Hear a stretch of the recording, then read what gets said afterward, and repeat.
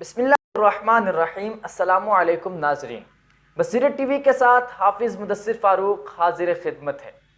ناظرین محترم، پی P S C اسلامیات کی لیکچرشپ کے 30ویں لیکچر کے ساتھ آج ہم آپ کی خدمت میں حاضر ہیں۔ گزشتہ چند روز سے کمنٹ سیکشن میں اور واٹس ایپ میسیجز کے تھرو اس خواہش کا اظہار کیا جاتا رہا کہ ہجری سالوں کے اعتبار سے جو مشہور و معروف کام جس سال میں ہوئے ہیں، ان حوالوں سے چند ویڈیوز مرتب کی جائیں۔ تو آج کی اس ویڈیو میں زیادہ تر سوالات اسی حوالے سے ہوں گے کہ کس سال میں کون سا کام ہوا، کون سا حکم کس سال میں نازل ہوا، اور دیگر اہم معلومات بھی آج کی اس ویڈیو میں شامل ہوں گی۔ تو آغاز کرتے ہیں اپنی اس ویڈیو کا، بڑھتے ہیں سکرین کی جانب۔ ہمارا آج کا پہلا سوال ہے، تحویل قبلہ کا حکم کب نازل ہوا؟ تحویل قبلہ کا حکم سن 2 ہجری میں نازل ہوا۔ تحویل قبلہ کیا ہے؟ تحویل کا لفظی معنی ہے پھیرنا۔ پہلے مسلمان بیت المقدس کی جانب رخ کر کے نماز ادا کیا کرتے تھے، وہ قبلہ اول ہے۔ بعد ازاں حضور اکرم صلی اللہ علیہ وآلہ وسلم کی خواہش کے عین مطابق بیت اللہ یعنی کعبۃ اللہ کو قبلہ بنا دیا گیا، اور یہ کب ہوا؟ ہجرت کے دوسرے سال، بعض روایات کے مطابق 16 ماہ، بعض روایات کے مطابق 18 ماہ بعد یہ تحویل قبلہ کا حکم نازل ہوا۔ عین نماز کے دوران تحویل قبلہ کا حکم آیا، اور تحویل قبلہ کا حکم کس صورت میں ہے؟ سورۃ البقرہ میں ہے۔ تحویل قبلہ کا حکم دوسرے پارے کے آغاز سے ہی، دوسرے پارے کی پہلی آیت سے ہی اس حکم کا اللہ تعالیٰ نے بیان فرمایا ہے۔ تو تحویل قبلہ کا حکم 2 ہجری میں نازل ہوا۔ نیکسٹ کویسچن، ماہ رمضان کے روزے کب فرض ہوئے؟ ماہ رمضان کے روزے بھی 2 ہجری میں فرض ہوئے، اور روزوں کی فرضیت کے حوالے سے آیت بینہ قرآن مجید کی کس صورت میں یا کس پارے میں ہے؟ پارہ نمبر 2 سورۃ البقرہ، یا ایھا الذین آمنوا کتب علیکم الصیام، روزے فرض کیے گئے ہیں۔ فرضیت کا مقصد کیا ہے؟ تقویٰ و پرہیزگاری۔ اگلا سوال، عید الفطر سے پہلے صدقہ فطر ادا کرنے کا حکم کب آیا؟ صدقہ فطر ادا کرنے کا حکم بھی 2 ہجری میں آیا۔ نیکسٹ کویسچن، عید الفطر کی ابتدا کس سن ہجری میں ہوئی؟ عید الفطر کی ابتدا سن 2 ہجری میں ہوئی۔ اگلا سوال، صلاۃ القصر کا حکم کب آیا؟ صلاۃ قصر کا حکم 2 ہجری میں آیا۔ صلاۃ قصر کیا ہے؟ قصر کی ٹرم 2 طرح سے استعمال ہوتی ہے، میں نے پہلے بھی ایک لیکچر میں ذکر کیا ہے، بارے دیگر وضاحت کرتا چلوں کہ قصر جب صلاۃ کے ساتھ، نماز کے ساتھ آئے تو اس صورت میں یہ سفر والی نماز ہوگی۔ جب ویسے قصر آئے تو اس صورت میں سر کے بالوں کو ترشوانا وہ قصر کے زمرے میں آتا ہے، یعنی حج کے احکامات میں جب قصر کا لفظ آئے تو وہاں مراد ہوگا قصر سے کہ انسان اپنے سر کے بالوں کو ترشوا دے۔ منڈوانے کا ذکر ہوگا تو حلق، تحلیق کے الفاظ ہوں گے، جبکہ قصر یا تقصیر کے الفاظ بالوں کو ترشوانے کے لیے آتے ہیں۔ صلاۃ قصر کیا ہے؟ کہ جب انسان سفر پہ جائے، اور سفر شرعی طور پہ جو سفر بنتا ہے، جو مقدار متعین ہے، جب اس مقدار کے مطابق انسان سفر کرے اور 15 دن سے کم رہنے کا ارادہ ہو تو پھر انسان وہاں پہ قصر ادا کرے گا، نماز مکمل نہیں پڑھے گا۔ فرضوں کی قصر ہوگی، سنتوں کی قصر نہیں ہوتی۔ اگر سوال پوچھا جائے کہ سنتوں کی قصر کیسے ہوگی، تو سنتوں کی قصر نہیں ہوتی، قصر صرف فرائض کی ہوتی ہے۔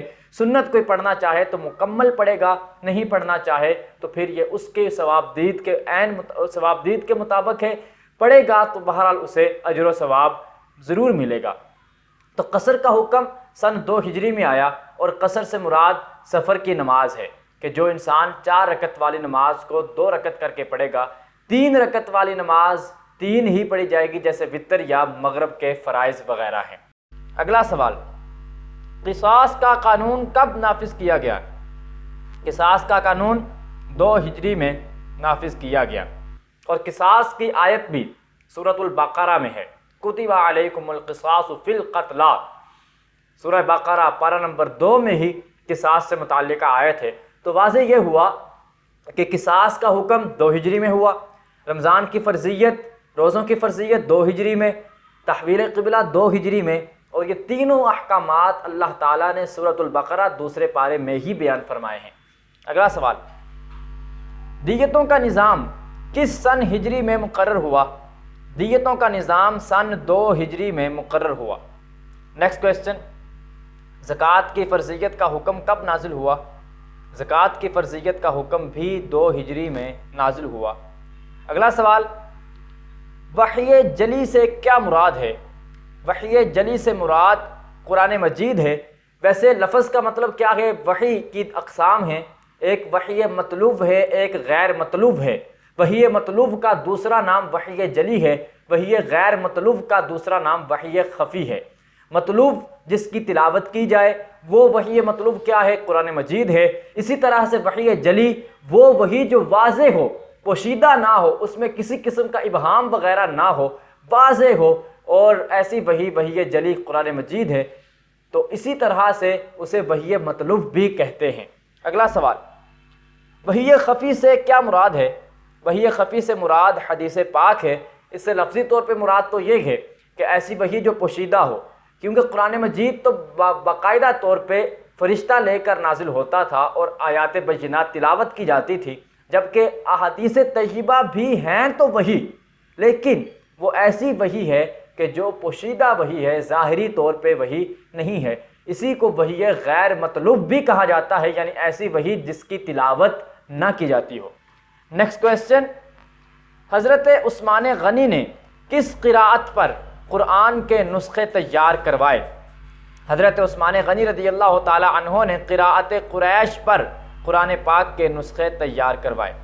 اگلا سوال، ابلیس کا اصل نام کیا ہے؟ ابلیس کا اصل نام عزازیل ہے۔ نیکسٹ کویسچن، حضور اکرم صلی اللہ علیہ وآلہ وسلم کا حضرت حفصہ رضی اللہ تعالی عنہا کے ساتھ نکاح کس سن ہجری میں ہوا؟ حضرت حفصہ کے ساتھ حضور کا نکاح سن 3 ہجری میں ہوا۔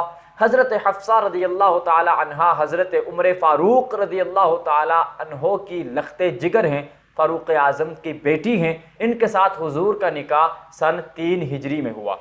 اگلا سوال، حضرت ام کلثوم کا نکاح حضرت عثمان غنی کے ساتھ کس سن ہجری میں ہوا؟ حضرت ام کلثوم کا نکاح حضرت عثمان غنی کے ساتھ سن 3 ہجری میں ہوا۔ بڑی خوبصورت ایک بات ہے، آپ کے سماعتوں کو محظوظ کرنے کے لیے ذکر کرتا چلوں، ویسے بھی علم میں اضافے کے لیے بھی، کہ حضرت عمر فاروق کی بیٹی حضرت حفصہ جب وہ بیوہ ہو گئی تو وہ فکر مند ہوئے عدت گزرنے کے بعد کہ اب ان کا نکاح کیا جائے، تو سب سے پہلے وہ حضرت ابو بکر کے پاس گئے۔ حضرت ابو بکر نے انکار کر دیا۔ پھر حضرت عثمان غنی کے پاس تشریف لے گئے کہ میں اپنی بیٹی کا نکاح آپ سے کرنا چاہتا ہوں۔ حضرت عثمان غنی نے بھی انکار کر دیا۔ اب حضرت عمر فاروق روتے ہوئے بڑے غمگین ہو کر حضور کی بارگاہ میں آئے اور عرض گزار ہوئے کہ اے اللہ کے نبی صلی اللہ علیہ وآلہ وسلم، کیا حفصہ میں ایسی کوئی کوالٹی نہیں ہے؟ اتنی پاک باز خاتون، اور ابو بکر اور عثمان نے اس کے ساتھ نکاح کرنے سے انکار کر دیا۔ تو حضور نے مسکراتے ہوئے فرمایا، عمر پریشان ہونے کی ضرورت نہیں ہے، حفصہ کو عثمان سے بہتر شوہر مل جائے گا اور عثمان کو حفصہ سے بہتر بیوی مل جائے گی۔ دراصل حضور کا اشارہ اسی طرف تھا، اور پھر ایسا ہی ہوا کہ حضرت حفصہ کا نکاح حضرت عثمان غنی سے بہتر یعنی حضور اکرم صلی اللہ علیہ وآلہ وسلم کے ساتھ ہوا، اور حضرت عثمان غنی کا نکاح حضرت حفصہ سے بہتر خاتون یعنی حضور کی بیٹی حضرت ام کلثوم رضی اللہ تعالی عنہا کے ساتھ طے پایا۔ اگلا سوال، حضور اکرم صلی اللہ علیہ وآلہ وسلم نے حضرت زینب بنت خزیمہ رضی اللہ تعالی عنہا کے ساتھ نکاح کس سن ہجری میں کیا؟ حضرت زینب بنت خزیمہ کے ساتھ حضور کا نکاح سن 3 ہجری میں ہوا۔ اگلا سوال، حضرت زینب بنت خزیمہ رضی اللہ تعالی عنہا نے حضور اکرم صلی اللہ علیہ وآلہ وسلم کی زوجیت میں کتنا عرصہ گزارا؟ حضرت زینب نے حضور کی زوجیت میں فقط 8 ماہ کا عرصہ گزارا، اور 8 ماہ کے بعد آپ اس دنیا سے وصال فرما گئی، دنیا سے رخصت ہو گئی۔ اگلا سوال، وراثت کا قانون کس سن ہجری میں نافذ ہوا؟ وراثت کا قانون سن 3 ہجری میں نافذ ہوا۔ وراثت کے اکثر قوانین سورۃ النساء میں اللہ تعالیٰ نے بیان فرمائے ہیں، پارہ نمبر 4 کے اندر۔ اگلا سوال، حضرت امام حسن رضی اللہ تعالی عنہ کی ولادت باسعادت کب ہوئی؟ سیدنا امام حسن رضی اللہ تعالی عنہ کی ولادت باسعادت 15 رمضان 3 ہجری میں ہوئی۔ اگلا سوال، مشرک عورتوں کے ساتھ نکاح کی حرمت کس سن میں نازل ہوئی؟ مشرک عورتوں کے ساتھ نکاح کی حرمت 3 ہجری میں نازل ہوئی، اور یہ حکم بھی اللہ تعالیٰ نے سورۃ البقرہ پارہ نمبر 2 میں ہی بیان فرمایا ہے۔ اگلا سوال، حضرت زینب بنت خزیمہ رضی اللہ تعالی عنہا نے کب وفات پائی؟ حضرت زینب بنت خزیمہ نے ربیع الثانی 4 ہجری میں وفات پائی۔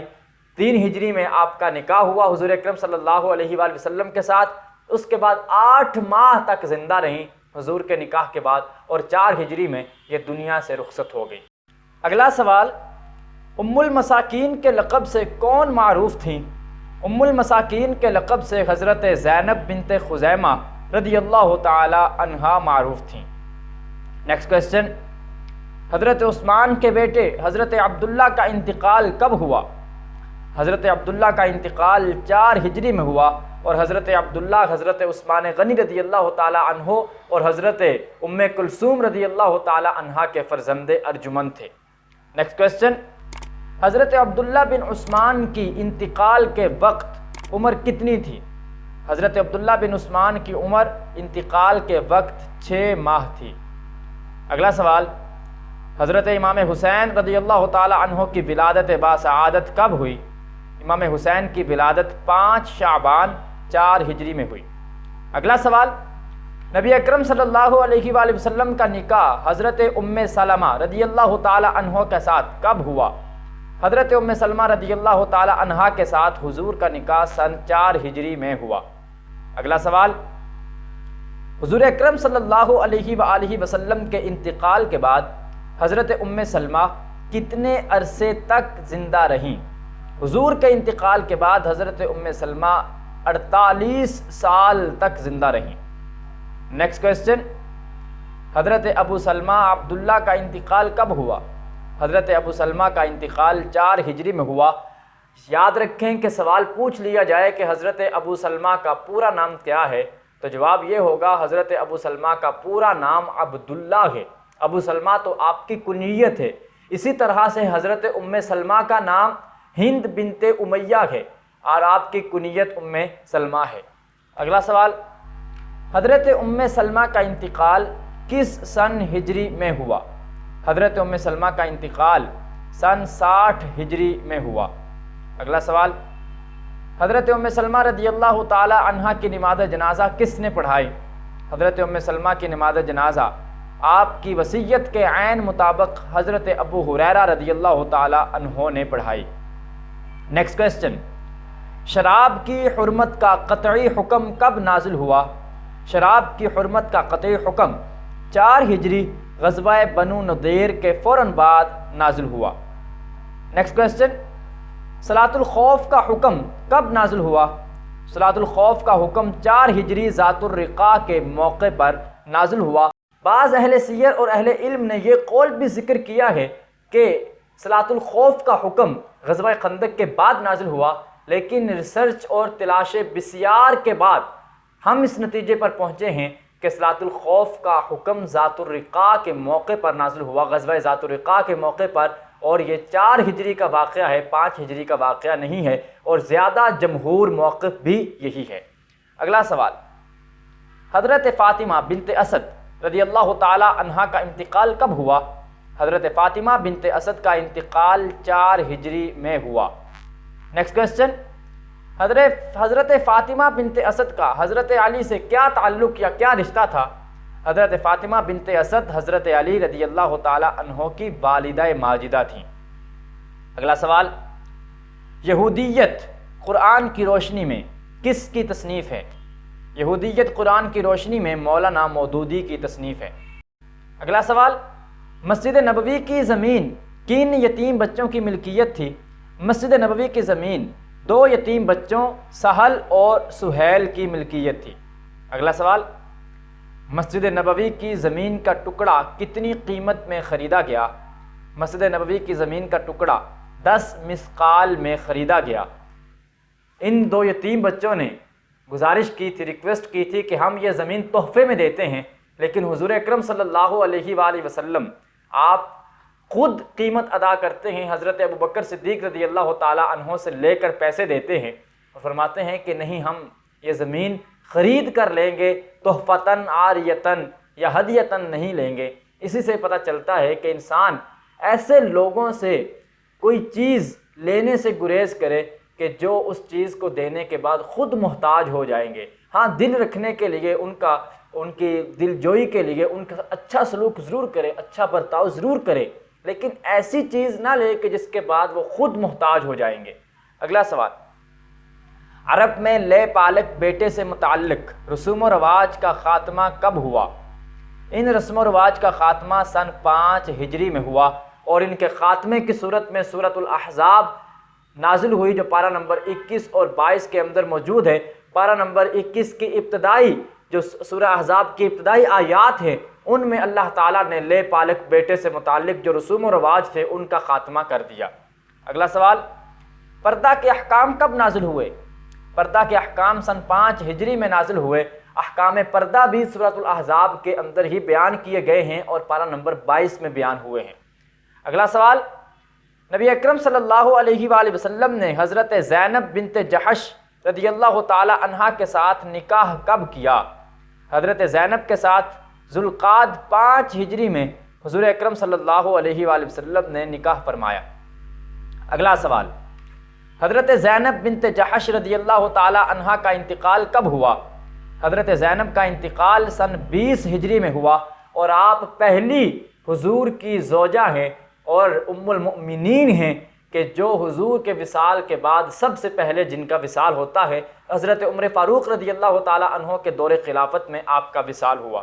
اگلا سوال، حضرت زینب بنت جحش رضی اللہ تعالی عنہا کی نماز جنازہ کس نے پڑھائی؟ حضرت زینب کی نماز جنازہ حضرت عمر فاروق رضی اللہ تعالی عنہ نے پڑھائی۔ اگلا سوال، حضور اکرم صلی اللہ علیہ وآلہ وسلم نے حضرت ام حبیبہ کے ساتھ نکاح کب کیا؟ آپ نے حضرت ام حبیبہ کے ساتھ نکاح سن 5 ہجری میں کیا، اور حضرت ام حبیبہ ابو سفیان کی بیٹی تھی۔ اگلا سوال، مدینہ طیبہ میں زلزلہ کس سن ہجری میں آیا؟ مدینہ طیبہ میں زلزلہ سن 5 ہجری میں آیا۔ حضور اکرم صلی اللہ علیہ وآلہ وسلم کی ہجرت کے بعد مدینہ طیبہ میں یہ پہلا زلزلہ تھا جو 5 ہجری میں آیا۔ اگلا سوال، حضرت سعد بن عبادہ رضی اللہ تعالی عنہ کی والدہ ام سعد کا انتقال کب ہوا؟ ام سعد کا انتقال بھی سن 5 ہجری میں ہوا، اور اس موقع پہ حضرت سعد رضی اللہ تعالی عنہ نے حضور سے پوچھا تھا کہ اگر میری والدہ کو مہلت ملتی تو یقیناً کسی چیز کی وصیت کرتی۔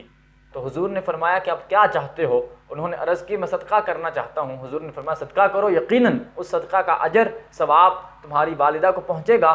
تو انہوں نے ایک کنواں کھدوایا، اس کنویں کا نام رکھا کہ یہ ھذا بئر لام سعد، یہ ام سعد کا کنواں ہے، اور ام سعد کا کنواں آج بھی مدینہ طیبہ میں موجود ہے۔